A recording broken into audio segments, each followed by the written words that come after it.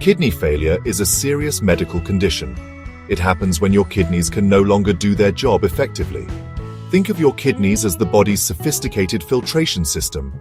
They are two bean-shaped organs, each about the size of your fist, located just below your rib cage.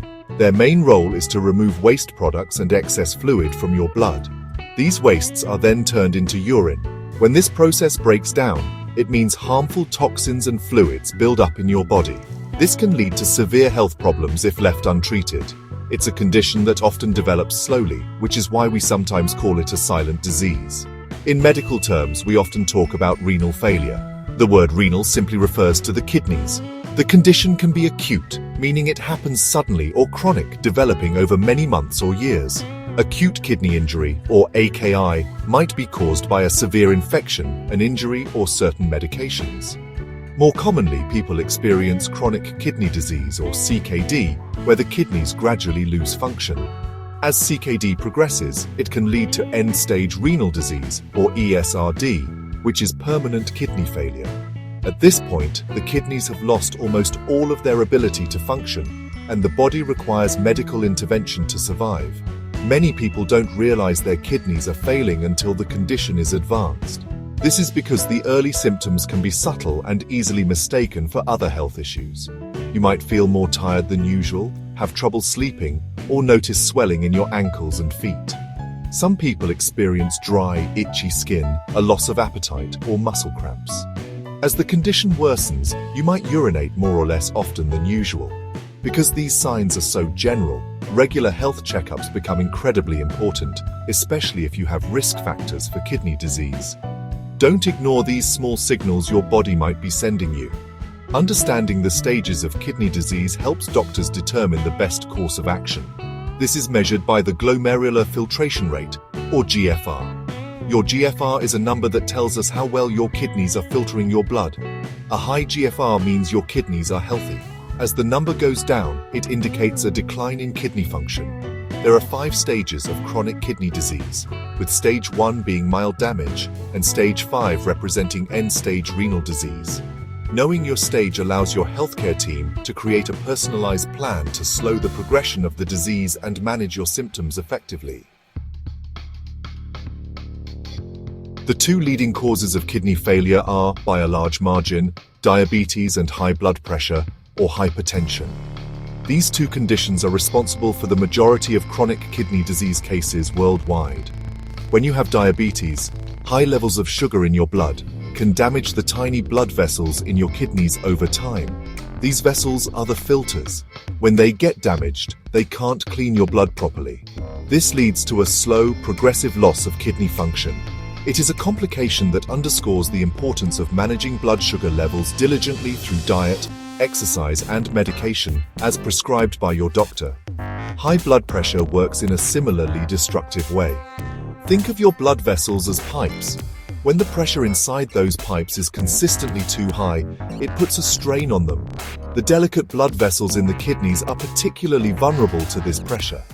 Over time, hypertension can damage these vessels, making it harder for the kidneys to filter waste from your blood. The kidneys also play a role in regulating blood pressure, so when they are damaged, it can create a vicious cycle, making the hypertension even worse. This is why controlling your blood pressure is one of the most critical steps in protecting your kidneys. Beyond these 2 main culprits, there are other conditions that can lead to kidney failure.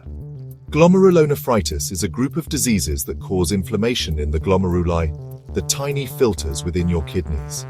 This inflammation can interfere with the kidney's ability to function. Polycystic kidney disease, or PKD, is another significant cause. This is a genetic disorder where numerous cysts grow in the kidneys, enlarging them and causing them to lose function over time. Obstructions in the urinary tract, such as from kidney stones, an enlarged prostate, or tumors, can also cause damage by blocking the flow of urine and creating back pressure on the kidneys. Finally, certain lifestyle factors and medications can contribute to kidney damage. The long-term, heavy use of non-steroidal anti-inflammatory drugs, or NSAIDs, like ibuprofen and naproxen, can be harmful to your kidneys. It's crucial to use these medications only as directed and to discuss long-term pain management with your doctor. Recurring kidney infections, if not treated properly, can also lead to permanent kidney damage. Understanding these causes is the first step. It empowers us to take proactive measures to manage our health and reduce our risk of developing this life-altering condition. The good news is that you can take concrete steps to lower your risk of developing kidney disease. Prevention is always the best medicine. It starts with managing the underlying conditions that cause kidney damage. If you have diabetes, keeping your blood sugar levels within your target range is paramount. This requires regular monitoring, following a diabetic-friendly diet, and taking your medications as prescribed. Similarly, if you have high blood pressure, work with your doctor to control it. This often involves a low-sodium diet, regular physical activity, and antihypertensive medications. Consistent management of these conditions is your best defense. A healthy lifestyle is a powerful shield for your kidneys. Eating a balanced diet that is low in processed foods, sodium, and unhealthy fats can make a huge difference. Focus on fresh fruits, vegetables, whole grains, and lean proteins. Staying hydrated by drinking enough water helps your kidneys flush out sodium and toxins from your body. Regular physical activity, aiming for at least 30 minutes on most days of the week, helps control blood pressure and blood sugar levels, reduces stress, and maintains a healthy weight. These everyday choices build a strong foundation for long-term kidney health. Regular medical checkups are another essential component of prevention, especially if you are at high risk.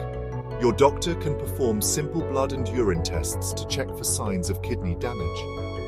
A urine test can detect albumin, a type of protein that can pass into the urine when the kidneys are damaged. A blood test can be used to calculate your GFR, which, as we discussed, measures how well your kidneys are filtering. Catching kidney disease early gives you the best chance to slow its progression and prevent more serious complications. Don't wait for symptoms to appear before you see a doctor. Finally, be mindful of the medications you take. Always follow the instructions on over-the-counter pain relievers and avoid using them for long periods unless directed by your doctor. If you are prescribed any new medication, make sure your doctor is aware of your full health history, including any risk factors for kidney disease.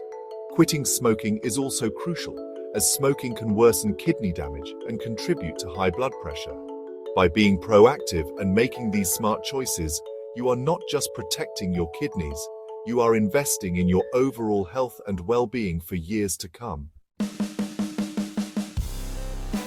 When kidney disease progresses to end-stage renal disease, or ESRD, the kidneys can no longer support the body's needs on their own.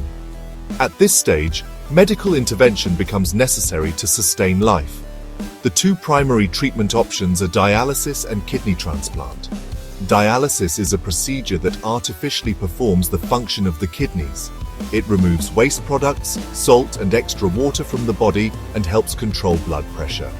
There are two main types of dialysis: hemodialysis and peritoneal dialysis. Both are life-saving treatments that allow patients to manage their condition and continue to live productive lives. Hemodialysis is the more common form of dialysis. In this process, a patient's blood is pumped out of the body to an artificial kidney machine called a dialyzer. Inside the machine, the blood is cleaned and then returned to the body. This is typically done at a dialysis center 3 times a week, with each session lasting about 4 hours. Peritoneal dialysis, on the other hand, can be done at home. It uses the lining of your own abdomen, the peritoneum, as a natural filter. A cleansing fluid is circulated into your abdomen through a catheter. This fluid absorbs waste products from the blood and is then drained out. For many patients, a kidney transplant is the preferred treatment for kidney failure. A transplant involves surgically placing a healthy kidney from a donor into your body. This donor kidney can come from a deceased donor or a living donor, who can be a relative, friend, or even a stranger. A successful transplant can offer a better quality of life and more freedom than dialysis, as the new kidney takes over the work of the failed ones. However, it requires major surgery and lifelong use of immunosuppressant drugs to prevent the body from rejecting the new organ. Medical research is constantly advancing, offering new hope. Scientists are exploring innovations like wearable artificial kidneys that could provide more continuous, gentle dialysis and greater freedom for patients. Xenotransplantation, the process of transplanting organs from one species to another, such as from pigs to humans, is also showing incredible promise in early trials. Furthermore, regenerative medicine is looking at ways to repair or even regrow damaged kidney tissue using stem cells.